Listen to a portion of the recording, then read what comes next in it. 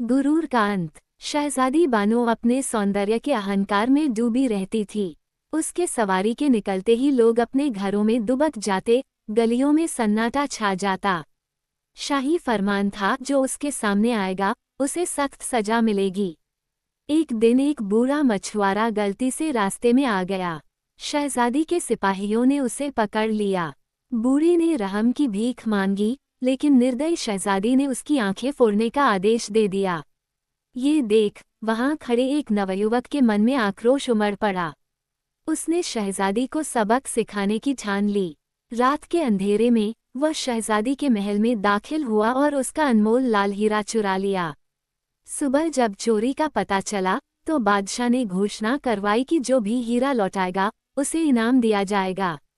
नवयुवक दरबार में पहुंचा और हीरा लौटाने के बदले बूढ़े मछुआरे की सजा माफ करने की शर्त रखी।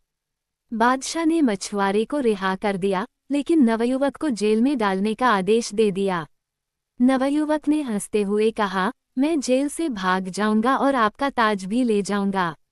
उसकी बात सुनकर पहरा कड़ा कर दिया गया, लेकिन सुबह होते ही पता चला कि वह जेल से फरार हो चुका था और बादशाह का ताज भी गायब था। गुस्से में शहजादी ने एक चाल चली। उसने बूढ़े मछुआरे को फिर से बंदी बना लिया ताकि नवयुवक उसे बचाने आए। लेकिन जब तक पहरेदार सजग होते, एक जहरीला सांप शहजादी के कक्ष में घुस आया और उसे डस लिया।